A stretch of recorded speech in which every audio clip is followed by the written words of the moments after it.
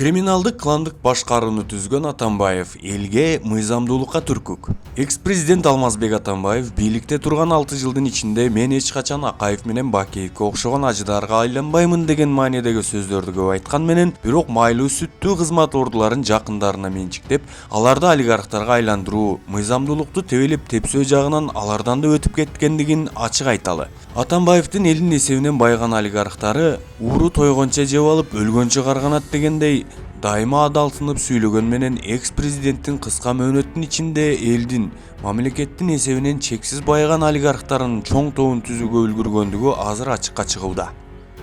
Алардын баары экс-ажоонун кайнелери, күйөө балдары, жан сакчылары, айдоочу, кампачы, катчы сыяктуу айланасында жүргөндөр. Биринчиси Икрамжан Илимьянов, кампачы, айдоочу, президенттин кеңешчиси, президенттин аппаратынын жетекчисинин биринчи орун басары.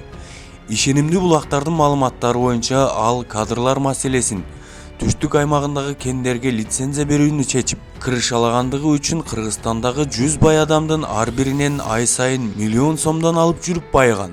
Ихлас, Авангард Стиль, KG Group курулуш компаниясынын акцияларын алып, аябагандай чоң байлыкка ээ болду.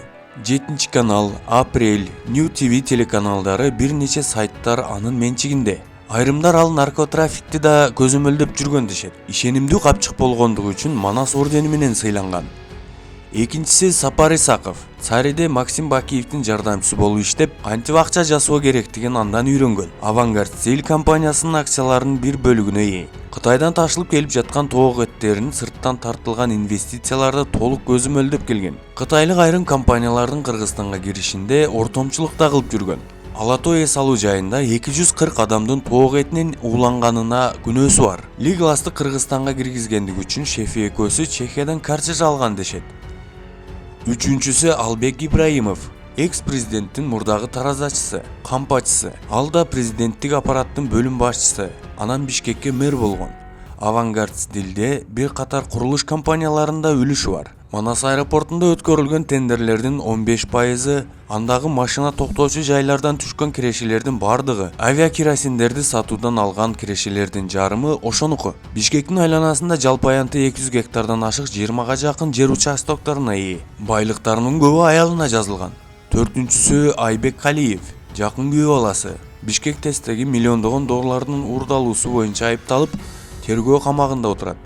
5-си Эркин Мамбеталиев, мурдагы жан сакчысы. Жогорку кеңештин депутаты Сурабалдиевдин өлтүрүүсү боюнча айыпталып, чоң убакытка кесилген менен Алмазбек Атамбаев бийликке келери менен түрмөдөн чыгарылып, бир нече кафе-ресторандардын ээси болгонго, Россияда чоң базар ачканга үлгүргөн. 6-сы Калыкбек Султанов, мурдагы жолдор жана транспорт министри. Экс-президенттин негизги кошелёкторунун бири.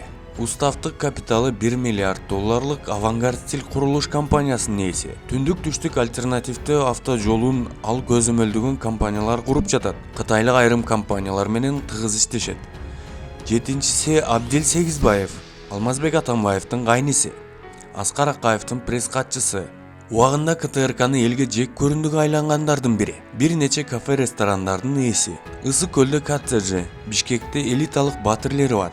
8-си Болот Сүйүнбаев, Алмазбек Атамбаевдин мурдагы жан сакчысы. УКМКнын төрагасынын орун басары болуп иштеп турганда контрабандалык товарлардын айландырылуусун, өзгөчө таңсык товарлардын Тажикстанга чыгарылуусун көзөмөлдөгөн. Алматыда камакка алынган жогорку кеңештин мурдагы депутаты Асылбек уулу Дамирбек анын адамы болгон. Мындан сырткары Болот Сүйүнбаевдин жогорку билим боюнча диплому жасалма экени ачыкка чыгууда. 9-су, 10-су деп кете берсек да болмок. Ага тизмедегилер жетишет. Аларга дагы биз билбеген жаңылар кошулууда. Бирок ушулар деле Алмазбек Атамбаевдин президент болуп турганда криминалдык кландык башкарууну бекем орноткондугуна далил болуп бергенге жетишет деп ойлойбуз. Калгандарын убагы келгенде айтабыз. Атамбаевдин жер үйгенине байланыштуу коррупциялык аракеттери жөнүндө да сөз кылабыз.